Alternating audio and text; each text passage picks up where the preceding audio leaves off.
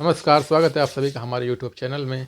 और आज जो मैं ख़बर लेके आया हूँ वो ख़बर बहुत ही ज़्यादा अच्छी होने वाली है और बहुत ही ज़्यादा इंटरेस्टिंग होने वाली है। ख़बर 2024 के चुनाव को लेकर है और मायावती जी ने भी एक ऐलान किया है कि वो 2024 का लोकसभा चुनाव अकेले लड़ेंगी। किसी भी पार्टी के साथ वो गठबंधन नहीं करेंगी और ना ही फ्यूचर में कभी करने वाली हैं, ऐसा मायावती जी ने कहा है। तो मायावती जी के अकेले चुनाव लड़ने से कितना ज़्यादा नुकसान होगा मायावती जी को खुद और इंडिया गठबंधन को भी होगा। फ़ायदा किसको होगा? बीजेपी को। बीजेपी को सीधा सीधा फ़ायदा होगा, हर सीट पे फ़ायदा होगा, क्योंकि मायावती का जो वोट परसेंटेज है, मायावती जी अगर प्रचार करती भी हैं और नहीं करती भी, अगर वो बैठी रहती हैं लोकसभा चुनाव में, एक भी सीट पे अगर वो प्रचार नहीं करती हैं, फिर भी उनका 16 से 17%, 18% वोट उनको लाजिम मिलता ही मिलता है। तो ये उनको, उनका पावर कह ले या उनका कुछ जादू कह ले, ये तो उनके साथ रहता ही रहता है। तो मेरा मानना यह है कि मायावती जी अगर इंडिया गठबंधन का हिस्सा बनती हैं तो ये इंडिया गठबंधन के लिए बहुत ही ज़्यादा बेहतर होगा और मायावती जी के लिए भी अच्छा ही होगा, क्योंकि उनके भी कुछ खास सांसद नहीं हैं। बस 10 सांसद हैं जो कि समाजवादी के साथ गठबंधन करके लड़ा था 2019 लोकसभा चुनाव, जिसमें से 5 समाजवादी के जीते थे और 10 बहन जी मायावती जी के जीते हुए थे। तो मेरा मानना यही है कि अगर इंडिया गठबंधन से मायावती चुनाव नहीं लड़ना चाहती या गठबंधन नहीं करना चाहती, तो मायावती जी को एक इंडिपेंडेंस गठबंधन बनाना चाहिए, एक तीसरा फ्रंट बनाना चाहिए जो कि मुस्लिम और दलित को लेके हो। आप समझ सकते हैं कि उत्तर प्रदेश में 24% दलित है और करीब 19 से 20% मुस्लिम है। तो मायावती जी को ये एक फार्मूला अपनाना चाहिए। अब MY तो पुराना हो गया है, मतलब मुस्लिम और दलित का, सॉरी मुस्लिम और यादव का MY समीकरण। अब DM आना चाहिए, मतलब मुस्लिम और दलित को मिल साथ आना चाहिए। उससे क्या होगा कि 23% जो दलित है और 19% और 20% जो मुस्लिम है, अगर ये आपस में मिल जाता है तो ये तकरीबन आपको 44 या 42 हो जाता है। इससे क्या होता है कि आप लोगों को, क्योंकि सबसे ज़्यादा तो आवाज़ किसकी दबाई जाती है? दलितों की दबाई जाती है। हर तरफ दलितों के साथ अत्याचार होता है। कहीं भी आप बारात बारात में जाओगे तो आप घोड़ी चढ़ के नहीं जाओगे। किसी भी दलित को, युवकों को, उनको जाति सूचक गालियाँ दी जाती है। और यही बात मुस्लिमों के साथ भी है।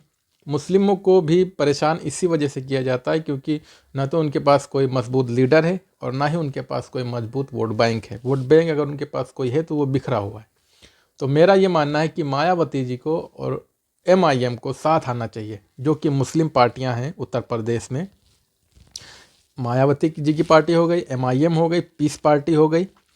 ये दो पार्टियां और मायावती जी की पार्टी मिलने से क्या होगा कि बहुत ही ज़्यादा इम्पैक्ट पड़ने वाला उत्तर प्रदेश की राजनीति में आने वाले समय में। क्योंकि अखिलेश यादव से भी कहीं ना कहीं मुसलमान बहुत ही ज़्यादा अंदर ही अंदर नाराज़ नज़र आ रहा आज़म खान को लेके, क्योंकि आज़म खान को लेके जिस तरह से नरमी दिखाई अखिलेश यादव ने, ऐसी तो उनसे उम्मीद बिल्कुल भी नहीं की जा रही थी। क्योंकि आज़म खान ने समाजवादी पार्टी की नींव रखी थी। मतलब आज़म खान जो थे तो वो उनके सामने समाजवादी पार्टी बनी हुई थी। तो अगर आज़म खान के साथ में अखिलेश यादव नहीं खड़े हुए तो आम मुसलमान के साथ कैसे खड़े होंगे? मेरी ये बात समझ में नहीं आती है। आज़म खान के साथ आज क्या हो रहा है वो तो पूरी दुनिया देख रही है। उनके ऊपर बकरी चोरी के इल्ज़ाम लगते हैं, उनके ऊपर किताबें चोरी करने के इल्ज़ाम लगते हैं। वो एक कैबिनेट मिनिस्टर रह चुके हैं, वो कितने बार सांसद रह चुके हैं, वो कितने बार विधायक रह चुके हैं, वो कितने बार लोकसभा सांसद और राज्यसभा सांसद रह चुके हैं। एक सम्मानित नेता हैं वो। पूरे पार्लियामेंट्री में उनका रिकॉर्ड उठा के देख लिए, उनके तारीखी भाषण है, तारीखी। उनको सस्पेंड किस लिए किया गया कि उनको एक छोटा सा कोई क्लिप था, उसके लिए उनकी सदस्यता छीन ली गई। और जबकि रमेश दिधुड़ी ने, जो बीजेपी के सांसद थे, सांसद भवन के अंदर उन्होंने दानिश अली को किस तरीके से गालियां दी थी पूरी दुनिया ने देखा था।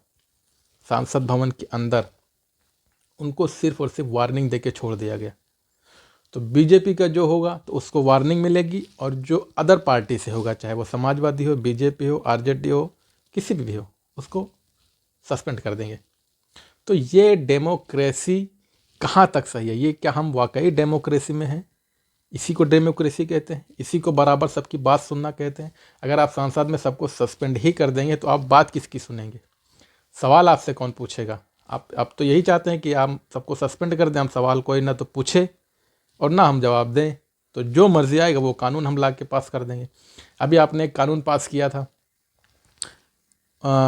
ट्रक ड्राइवर है उनको लेके एक कानून पास किया था कि अगर कोई किसी का एक्सीडेंट हो जाता है और अगर कोई छोड़ के भागता है तो उसको इतने लाख जुर्माना पड़ेगा, और अगर वो पकड़ा जाता है तो उसको इतने साल की जेल होगी। पूरा चक्का जाम हो गया, पूरा इंडिया ठप हो गया। आपको वो कानून रोकना पड़ा, मतलब ये कहना पड़ा कि हम अभी कानून अप्लाई नहीं किया हमने। तो इस तरीके के कानून जब तक कि आप किसी के सही सहमति से नहीं बनाएंगे, किसी से पूछेंगे नहीं, किसी से कुछ करेंगे नहीं, तो ये बैकफायर करेंगे ये कानून जो हैं।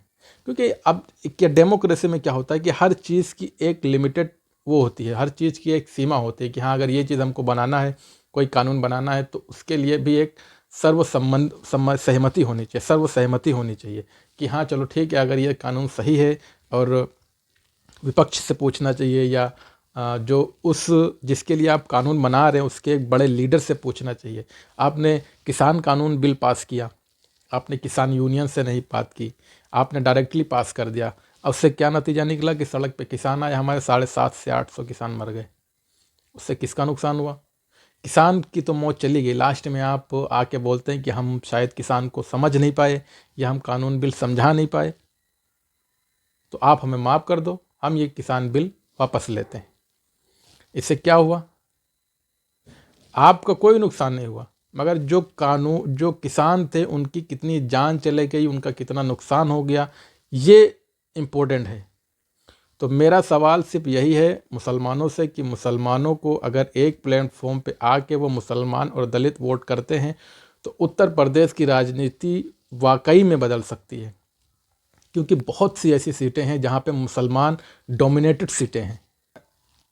80 लोकसभा सीट हैं उत्तर प्रदेश में, टोटल 80 लोकसभा सीट है, जिसमें से 30 से 35 ऐसी लोकसभा सीटें जो मुस्लिम डोमिनेटेड हैं, जिसमें मुस्लिम लोग तय करते हैं कि हाँ किसको जिताना है और किसको हराना है। और कुछ ऐसी सीटें हैं जो 10-12 सीट जो ऐसी हैं वो टोटल मुस्लिम डोमिनेटेड है। अब अगर मुस्लिम एक तरफा एक कैंडिडेट को वोट दे दे तो वो जीत जाएगा। 2019 के लोकसभा चुनाव में ओवैसी कितने दर दर की ठोकरें खा रहा था, सबको समझा रहा था कि आप हमारा सपोर्ट करो, आप समझो, राजनीति को समझो, राजनीति में आओ, हम नेता बनने नहीं आए, हम तुमको नेता बनाने आए। वो चीख चीख के कह रहा था, मगर क्या किया उत्तर प्रदेश के लोगों ने? उसको नकार दिया सिरे से। नतीजा क्या हुआ?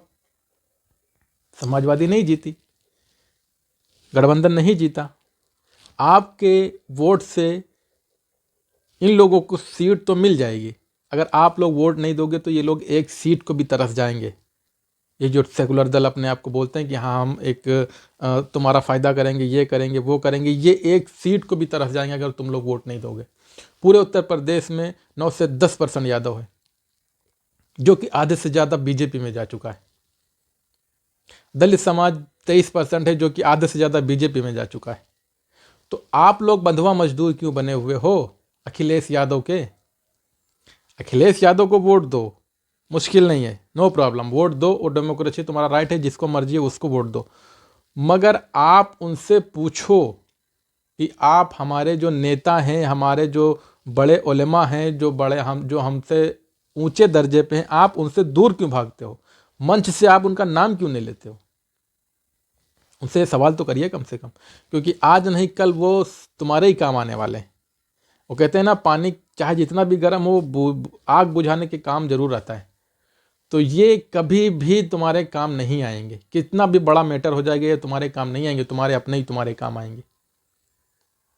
आजम खान को ले लो, और वो जो कानपुर में एक विधायक हैं सोलंकी, उनको ले लो, या इधर क्या नाम है इसका, कैराना में एक उनको ले लो। ये कितने भी मुस्लिम विधायक हैं, एमएलए हैं, एमपी हैं, इनके साथ कितनी भी घटनाएं घटी हुई हैं। एक बात बताइए, अखिलेश यादव 5 साल सीएम रहे, 5 साल रहे, तो उनके कार्यकाल में कोई घोटाला नहीं हुआ?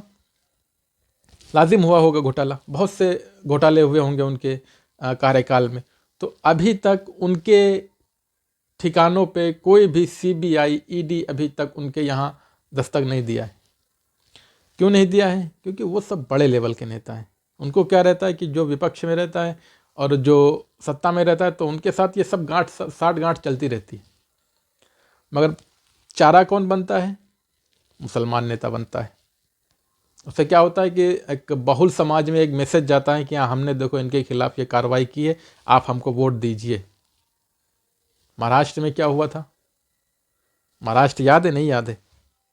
वो शाहरुख खान के लड़के को जब समीर वानखेड़े ने पकड़ा था ड्रग्स के केस में, झूठे ड्रग्स केस में, जो कि वो बाद में बरी हो गया था बाइज्जत। तो उसको लेके एनसीपी तो बहुत ज़्यादा मतलब एक्टिव नज़र नहीं आ रही थी, मगर एनसीपी के जो नेता थे नवाब मलिक, बहुत बड़ा नाम है महाराष्ट्र के पॉलिटिकल का, वो मिनिस्टर भी रह चुके हैं, नवाब मलिक थे। तो वो कितनी ज़्यादा ज़ोर शोर से वो मुद्दा उठा रहे थे। तो बीजेपी उस टाइम वही सेकुलर दल जो था, वंचित बहुजन अघाड़ी दल, वो सत्ता में था और बीजेपी जो थी वो विपक्ष में थी। नतीजा ये हुआ कि बीजेपी ने नवाब मलिक को ऐसे ऐसे केस पुराने ओपन करिए और फिर उनको ईडी के द्वारा जेल में डाल दिया गया। नतीजा क्या हुआ? तुम तो जेल में गए। उसके बाद एनसीपी के जो एनसीपी के जो मेन मुखिया थे, शरद पवार, अजीत पवार उनके भतीजे हैं शरद पवार के। तो अजीत पवार ने क्या किया कि पार्टी तोड़ के बीजेपी के साथ चले गए।